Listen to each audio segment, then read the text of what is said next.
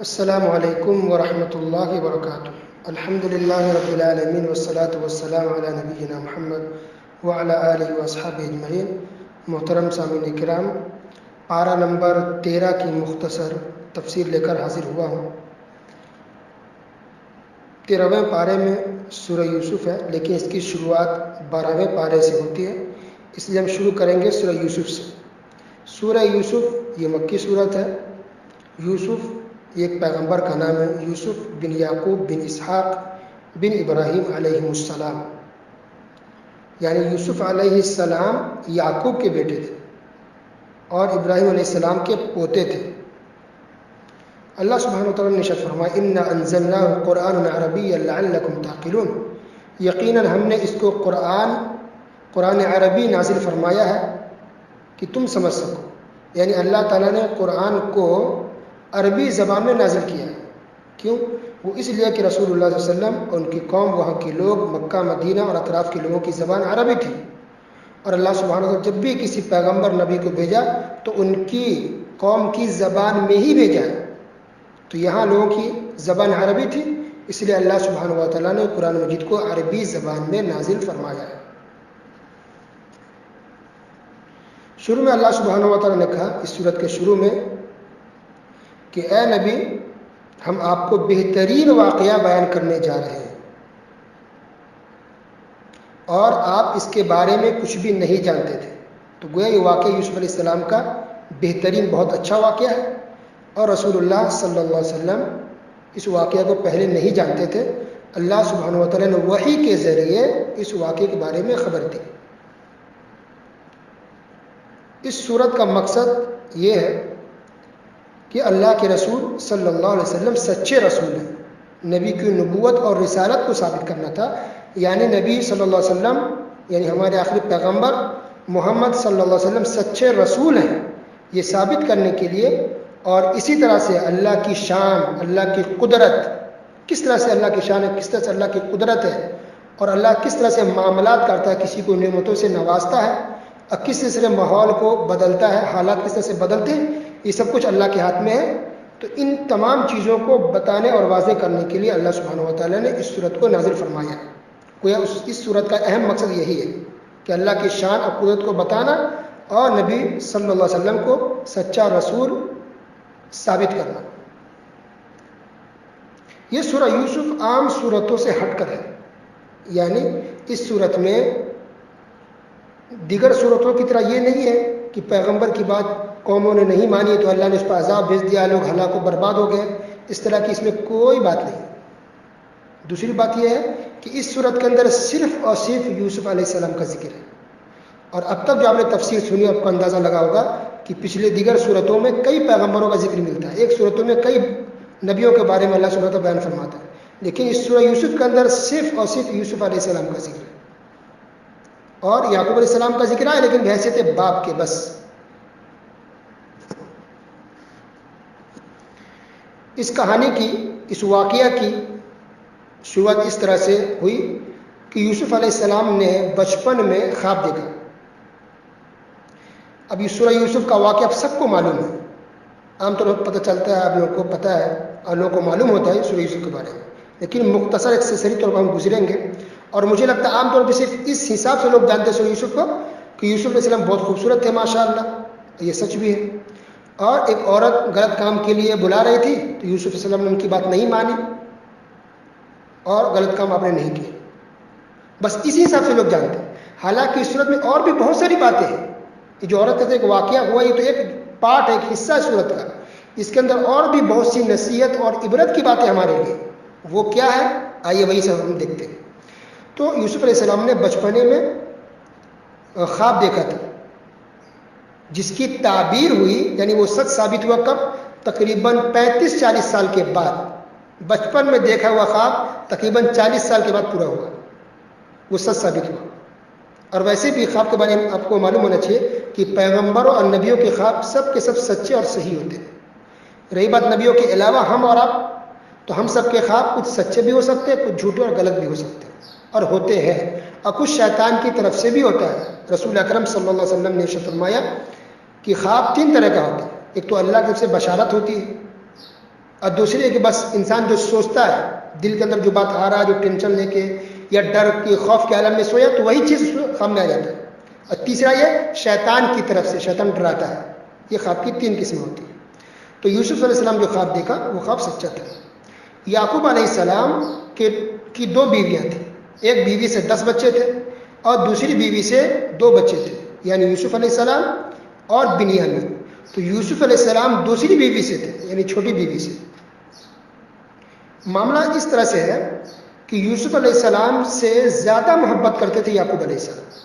اب یہاں سے غور کیجیے، میں نے کہا نا کہ عام طور پر لوگ سوچتے ہیں یوسف علیہ السلام کا واقعہ اس کے اندر مطلب ایک عورت کے ساتھ معاملہ پیش آ رہا تھا، یوسف علیہ السلام بچ کے نکل گئے، اسی حساب سے لوگ جانتے ہیں. لیکن اس کے اندر بہت سی عبرت درس کی باتیں، نصیحت کی باتیں، عقیدے کی باتیں، مسئلے کی باتیں. دیکھیے کیسے. نمبر 1، یعقوب علیہ السلام کو بہت زیادہ محبت تھی یوسف علیہ السلام سے. اسی وجہ سے یوسف علیہ السلام کے بھائیوں کو جلن اور حسد ہو گیا یوسف علیہ السلام سے. اس سے کیا پتہ چل رہا ہے کہ ایک ماں اور باپ کو ایک بیٹے سے یا ایک بیٹی سے زیادہ محبت ہو سکتی ہے اور یہ گناہ نہیں ہے. ورنہ ایک پیغمبر کیسے گناہ کر سکتے تھے کہ یوسف علیہ السلام کو بہت زیادہ ٹوٹ کر کے چاہتے تھے. تو دل کا معاملہ ہے، یہ کسی ایک اولاد سے زیادہ محبت ہو سکتی ہے، اس پر پکڑ نہیں ہے. گناہ کیا ہے کہ ایک ماں باپ ناانصافی کرے، کسی بیٹا کو زیادہ دے، کسی کو کم دے، کسی بیٹی کو زیادہ دے، کسی کو کم دے. حقوق میں اگر کمی بیشی کرے، ناانصافی کرے یا ظلم کرے تو یہ گناہ ہے، یہ پکڑ ہوگی. لیکن ایک دلی محبت ہے، بس دل میں زیادہ محبت ہے، زیادہ پیار ہے، زیادہ رحم آ رہا کسی پر، تو اس پر گناہ پکڑ نہیں. تو یوسف علیہ السلام سے یعقوب علیہ السلام یعنی ایک باپ اپنے بیٹے سے بہت زیادہ محبت کرتے تھے، بہت زیادہ. اور یہی اصل وجہ بن گئی کہ بیٹوں نے یعقوب علیہ السلام کے بیٹوں کو حسد ہو گیا کہ ہمارے باپ یوسف علیہ السلام بہت زیادہ محبت کرتے ہیں، اتنی محبت کیوں؟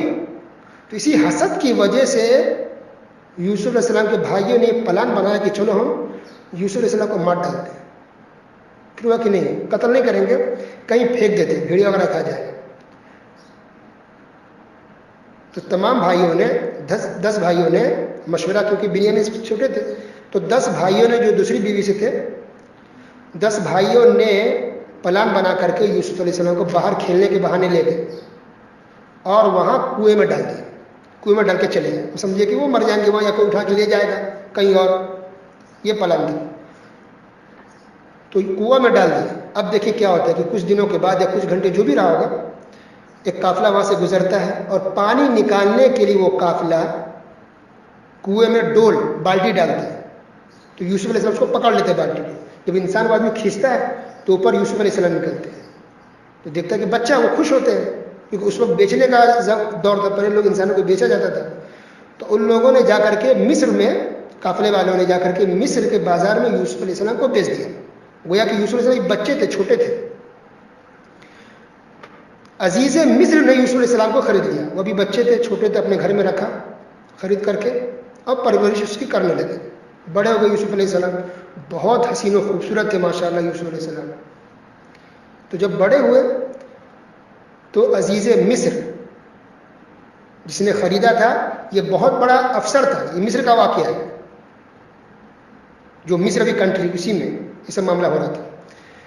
تو جو مصر کا آدمی عزیز، جو بہت بڑا سرکاری افسر تھا، اب بعض مفسرین نے کہا کہ یہ وزیر خزانہ تھا یا بہرحال جو بھی، لیکن بڑا افسر تھا. تو اس نے خرید کر اپنے گھر میں رکھ لیا پرورش کے لیے. اس طرح سے دیکھیں یوسف علیہ السلام ایک گھر میں چلے گئے، خوشحال گھر میں، آرام سے ان کی پرورش ہو رہی ہے، کوئی تکلیف نہیں کھانے پینے کی، سب کچھ آرام سے اچھے سے ہو رہا ہے. بڑے ہوئے خوبصورت تھے. تو یہ عزیز مصر کی بیوی یعنی گھر کی مالکن یوسف علیہ السلام کے ساتھ غلط کام کرنا چاہیے، اس کی نیت خراب ہو گئی ہوتی، تو وہ غلط کام کرنا چاہیے. لیکن یوسف علیہ السلام اس کے لیے تیار نہیں ہوئے.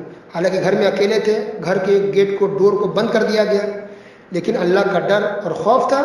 یوسف علیہ السلام نے کہا کہ نہیں، میں اللہ سے ڈرتا ہوں، یہ کام میں نہیں کر سکتا. اور وہ گھر سے، روم سے نکلے. جب نکلنے لگے تو وہ شوہر آ گیا اس عورت کا. تو فوراً اس عورت نے تہمت لگا دی یوسف علیہ السلام پر کہ دیکھو یہ تمہاری بیوی کے ساتھ غلط کام کرنا چاہ رہا تھا، حالانکہ جھوٹ تھا بالکل. تو بہرحال بعد میں ان کو پتہ چل گیا کہ یہ غلط ہے، اسی کی تہمت تھی.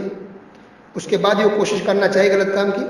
تو یوسف علیہ السلام جیل چلے گئے. کیسے گئے اس کی وجہ قرآن موجود ہے. یوسف نے خود دعا کی کہ اللہ یہ عورت میرے ساتھ غلط کام کرنا چاہ رہی، اس سے بہتر ہے کہ میں جیل میں رہوں، جیل مجھے گوارا ہے۔ اللہ سبحانہ و تعالیٰ نے یوسف علیہ السلام کی دعا قبول کی اور جیل چلے گئے۔ کیوں؟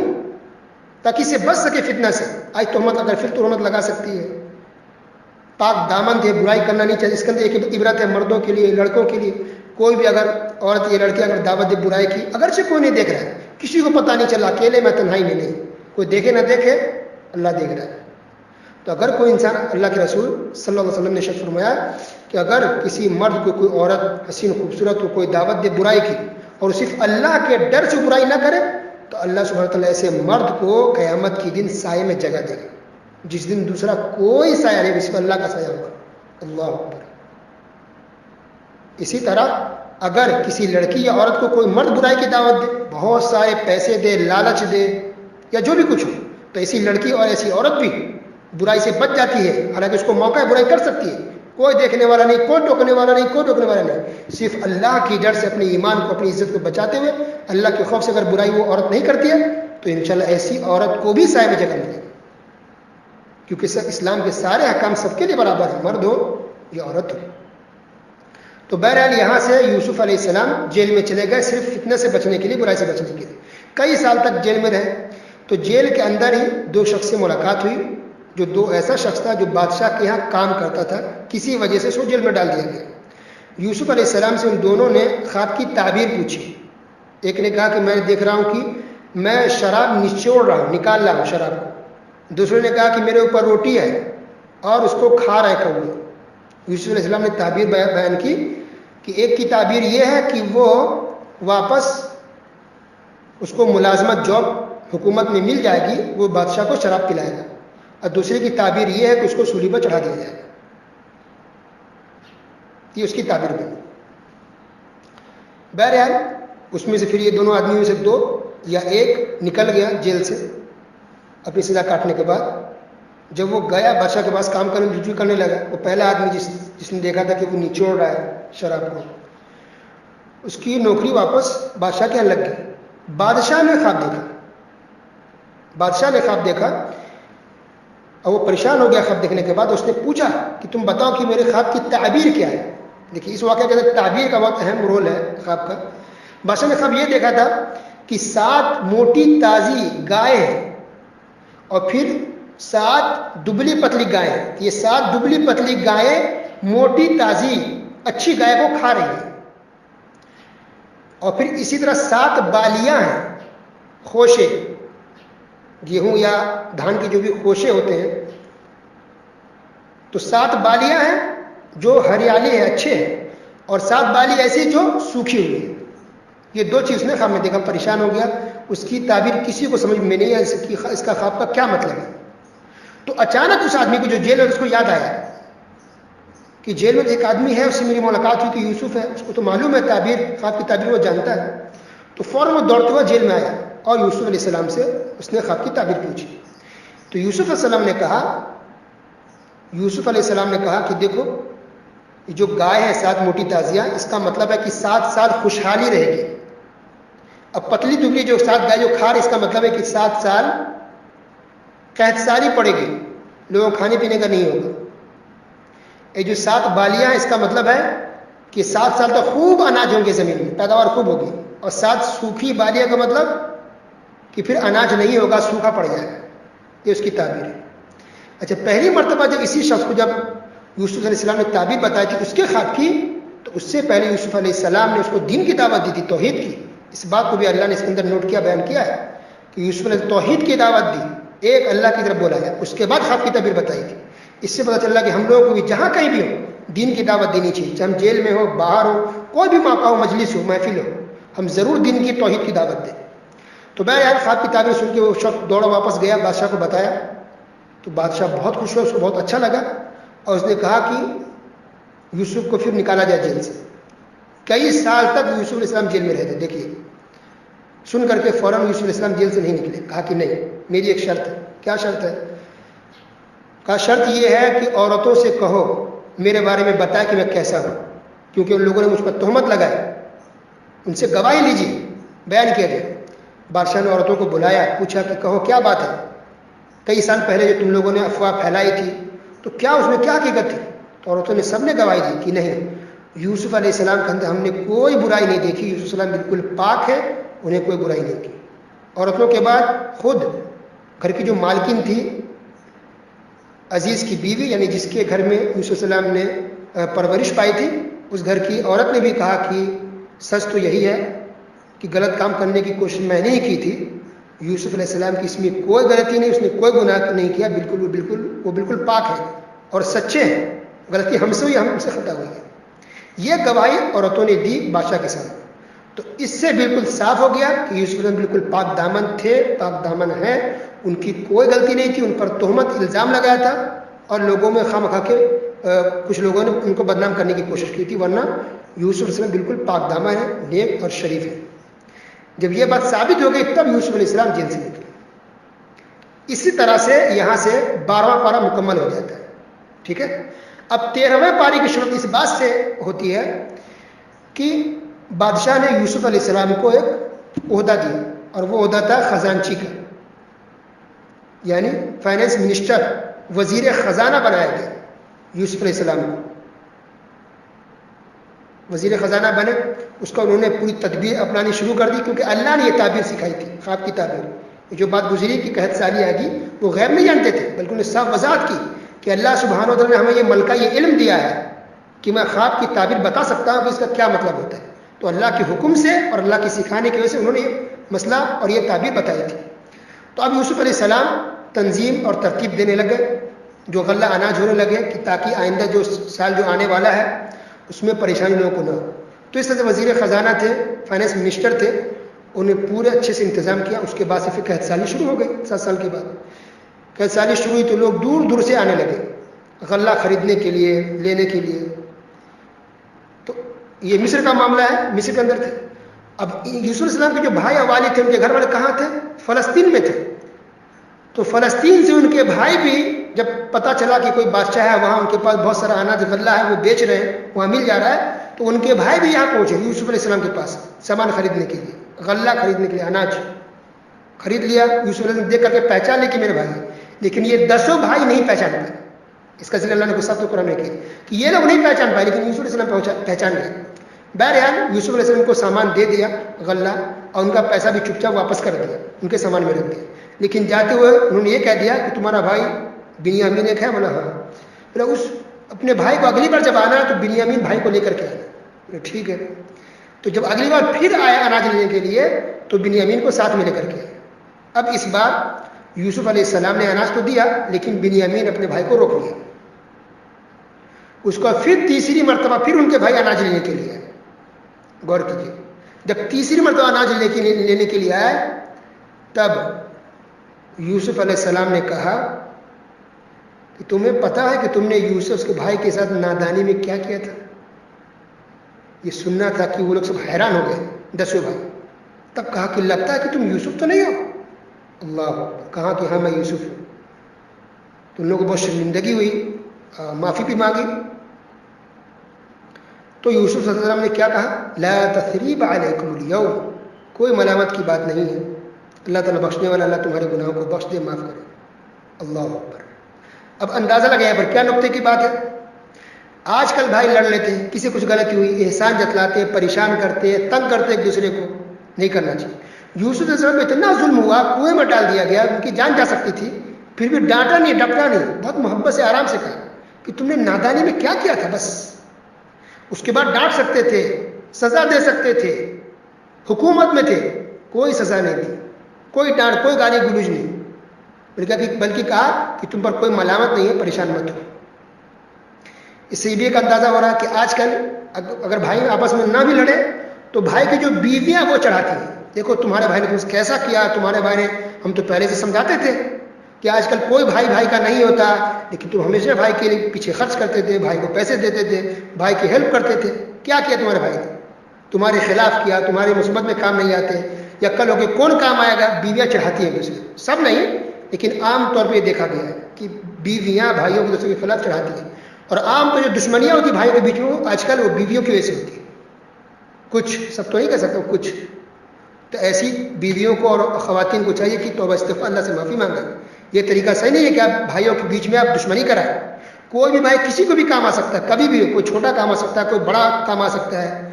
اب دیکھیے کیا پتا تھا کہ یہ بڑے بھائی 40 سال کے بعد جس کو کنویں میں ڈال دیے تھے، یہی بڑا ہو کر کے مصیبت میں پریشانی میں جو فقر و فاقہ ہے، کھانے کو کچھ نہیں ہے، اناج نہیں ہے، بھوکے لوگ مر رہے ہیں، اس مصیبت میں ایک بھائی کام آ رہا ہے اللہ کی توفیق سے، اللہ کی مدد سے، الحمدللہ۔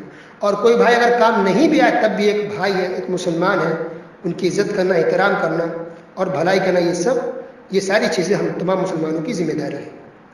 تو بہرحال انہوں نے معاف کر دیا اور کہا کہ جاؤ، دعوت دی، تیسری مرتبہ معاملہ تھا، یوسف علیہ السلام دعوت دی کہ جاؤ اپنے پورے گھر والوں کو، پورے خاندان کو اور ماں باپ کو بھی لے کر کے آؤ۔ اور پھر انہوں نے اپنا قمیص دیا، کرتا کہ جاؤ والد صاحب کے اوپر چہرے پر ڈال دینا۔ ان کے چہرے پر یوسف علیہ السلام کا کپڑا جیسے ڈالا گیا، یوسف علیہ السلام اصل میں بہت روئے تھے، کئی سال تک روتے رہ گئے، ان کی آنکھ کی روشنی چلی گئی تھی، لیکن اب الحمدللہ اللہ نے واپس آنکھ کی روشنی لوٹا دی، یعقوب علیہ السلام کی آنکھ کی روشنی ٹھیک ہو گئی، اور یوسف علیہ السلام کی دعوت پر ماں باپ، پورے بھائی بہن جو بھی سب تھے، پوری فیملی مصر پہنچے شاہی دربار میں، اور یوسف علیہ السلام ماشاء اللہ سب کی خدمت کی، سب کو ہدیہ تحفے دیے، اور وہاں انہوں نے رکھا، اور پھر وہ لوگ وہیں کے ہو کے رہ گئے، مصر میں ہی یوسف علیہ السلام کے ساتھی پورے بھائی ساری فیملی وہیں رہ گئے، اور وہیں سے پھر اس کے خاندان آگے چلے، پھر بنی اسرائیل سب پوری قوم بنی، اور بہت سارے پیغمبر وہاں بھیجے گئے، اور پھر موسیٰ علیہ السلام بھی آئے۔ تو اس طرح سے آیت نمبر 101 پر یوسف علیہ السلام کا واقعہ ختم ہو جاتا ہے۔ یوسف علیہ السلام کی دعا کے ساتھ یوسف علیہ السلام نے دعا کی کہ اللہ ہماری موت ہو اسلام پر، ہم مسلمان ہو کر کے مرے، اور میرا شمار نیکوکار کے ساتھ کرنا۔ اس کے بعد اللہ تعالیٰ نے یہ بھی کہا وَمَا يُؤْمِنُ أَكْثَرُهُمْ بِاللَّهِ إِلَّا وَهُمْ مُشْرِكُونَ۔ یہاں واقعہ ختم ہو گیا، آیت نمبر ٹوٹل 111 آیتیں سورہ یوسف میں، تو 101 آیت تک یعنی 101 تک یوسف علیہ السلام کا واقعہ ختم ہوتا ہے۔ اس کے بعد 10 آیتوں میں کچھ 2-3 باتیں اللہ نے بیان فرمائی، جس میں سے ایک یہ ہے، اللہ نے کہا کہ بہت سے لوگ جو مومن ہونے کا دعویٰ کرتے ہیں حالانکہ وہ مشرک ہے، شرک کر رہے ہیں۔ پھر نبی سے کہا گیا نبی کہیے کہ میرا سیدھا راستہ جس کی طرف میں تم لوگوں کو بلا رہا ہوں، اللہ کی طرف دعوت دے رہا ہوں، وہ لوگوں کو دعوت اللہ کی طرف دینی چاہیے، اپنے مسلک کی طرف نہیں، اپنے مذہب کی طرف نہیں، بلکہ دعوت اللہ کی طرف ہے۔ پھر اللہ نے ایک مسئلہ بھی بیان کیا کہ جتنے بھی نبی پیغمبر گزرے سب کے سب مرد تھے، اور آخر میں آخری آیت میں اللہ نے یہ کہا کہ یہ واقعہ یا اس سے پہلے جو بھی واقعات بیان کیے گئے پیغمبر اور نبیوں کے، ان واقعات کے اندر عبرت ہے، نصیحت کی باتیں ہیں، لوگوں کو چاہیے کہ وہ نصیحت حاصل کریں۔ تو اس طرح سے سورہ یوسف ختم۔ اس کے بعد ہے سورہ رعد۔ رعد کا مطلب ہے، رعد ایک بادل کی گرج، جو آواز ہوتی ہے گڑگڑاہٹ، اس کو رعد کہا گیا ہے۔ اللہ تعالیٰ اس کے اندر یہ بیان کیا کہ اللہ تعالیٰ عرش پر مستوی ہے، ساتوں آسمان کے اوپر عرش پر اللہ تعالیٰ ہے، سورہ رعد آیت نمبر 2۔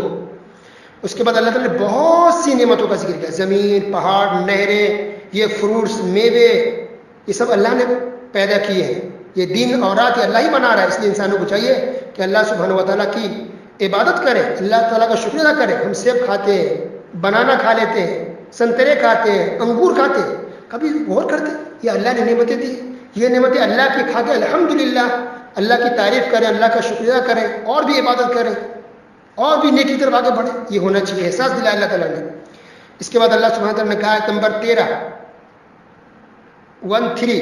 وَيُسَبِّحُ الرَّعْدُ بِحَمْدِهِ وَالْمَلَائِكَةُ مِنْ خِيفَتِهِ، کہ یہ بادل کی یہ گرج اللہ کی تسبیح بیان کرتے ہیں۔